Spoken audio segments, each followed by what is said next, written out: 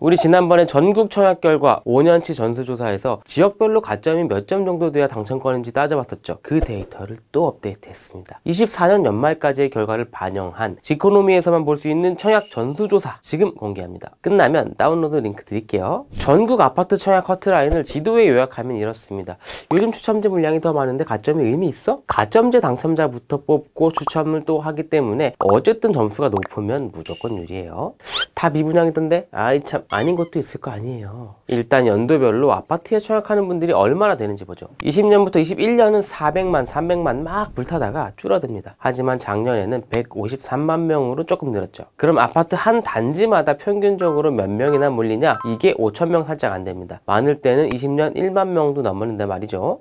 그렇다면 경쟁률은 내가 평균적으로 12명 정도랑 경쟁한다고 보시면 됩니다. 다만 단지별 경쟁률은 약간의 허수도 있어요. 규모가 작은 단지들은 그만큼 모수가 작잖아요. 그래서 경쟁률이 올라갈 수밖에 없는 구조죠. 지금까지 보면 청약이 가장 뜨거웠던 2020년이 대부분 타이틀의 홀더입니다. 근데 딱 한 가지, 최저 당첨 가점. 그러니까 가점 커트라인은 24년이 가장 높았어요. 자, 지역별로 아까는 지도로 봤잖아요. 이번에는 표로 조금 더 분명하게 확인하죠. 가장 압도적인 곳은 어디일까요? 전북입니다. 58점. 왜냐면 연간 분양 단지가 몇 개 없었고 한 단지 전체로 봤을 때는 경쟁이 미달이어도 일부 주택형에서는 경쟁이 발생하는 순간 커트라인을 따지게 되잖아요. 그 점수가 높았다면 통계에서는 이렇게 잡힙니다. 물론 미달인 주택형에선 빵점도 당첨될 수 있었지만요. 어쨌든 실질적으로는 서울 커트라인 57점으로 가장 높았다고 보시면 됩니다. 참고로 광역시는 지역 차별한다고 하실까봐 인구순으로 정리를 했습니다. 자, 글자만 보면 잠이 오니까 잠깐 그림 공부하죠. 영광의 얼굴들. 경쟁률이 가장 높았던 단지는 여기였죠. 레미안 원베일리. 근데 줍줍 한 가구 때문에 경쟁률이 높았던 거라서 모집 가구 수가 그래도 두 자릿수가 되는 것부터 보자면 판교 테크노밸리 중흥 S클래스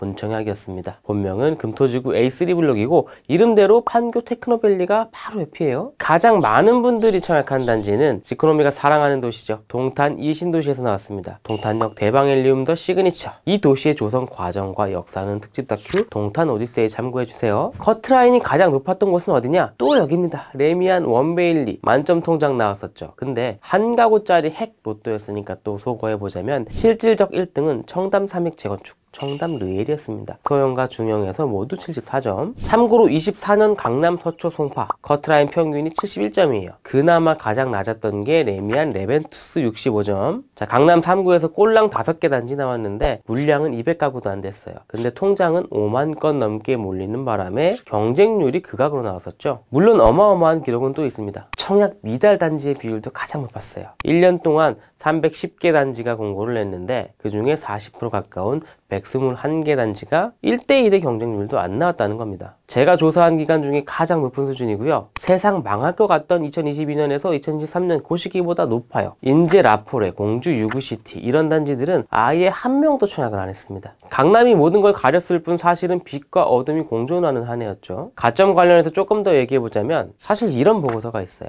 입법조사처에서 가점제 개선 방안 용역을 돌렸던 건데 여기 중요한 데이터 어떤 게 나오냐면 당첨자들의 가점 분포입니다. 우리 아까 본 대로 어떤 단지 커트라인이 몇 점이다 하면 가점의 총점은 알겠는데 무주택기간, 부양가족, 청약통장 가입기간, 항목별 점수가 어떻게 조합됐는지는 알 수 없잖아요. 그걸 계산해 본 겁니다. 물론 이건 커트라인이 아니라 평균 점수를 추산해낸 거기 때문에 우리가 앞에 봤던 수치와는 조금 다를 수 있어요. 어쨌든 전국 기준으로 부양가족은 15.88점, 나, 배우자, 자녀 하면 대충 이 정도 되죠. 청약통장 가입기간 11점은 만 9년 정도입니다. 그리고 무주택기간은 18점이니까 만 8년 이상, 만 30세부터 계산하는 거니까 직장생활 시작하면서 통장을 만들어서 30대 후반에 가정을 꾸리고 아이 낳고 이 코스가 사회의 보편이라는 얘기죠. 지금 나고자를 보고 계시지만요. 근데 재밌는 건 항목별 분포예요. 부양가족 같은 경우는 3명을 채운 20점의 비율이 가장 높았고 의외로 0명도 15% 정도 됩니다. 동지요. 문제는 청약통장 가입기간입니다. 16점에서 17점 다 채운 고인물 형님들이 거의 절반이에요. 그러니까 이 항목은 변별력이 거의 없습니다. 이 게임은 나만 쪼렙입니다. 무주택 기간은 더 심하죠. 그래서 시간에 비례하는 가점 항목들은 청약 제도의 역사를 쭉 따라온 형님들이 많기 때문에 내가 젊다고 생각하는 분들은 특별공급에서 기회를 먼저 찾는 게 현명하고요. 아니면 역전 홈런으로 아이를 많이 낳으시면 됩니다. 사실 이 보고서가 나오게 된 계기도 지금 상황 상황이 이런데 아이 안 낳는 기조에 맞춰서 가점 체계를 어떻게 개편해야 좋겠느냐, 이런 고민에서 출발했거든요. 지코노미 주민센터에 보고서를 올려놨으니까 참고하시고요. 벌써 까먹으셨을 수도 있지만 우리가 처음에 봤던 전수조사 데이터도 주민센터로 오시면 다운로드 받을 수 있습니다. 또 혹시 필요한 데이터가 있으면 얼마든 요청해주세요.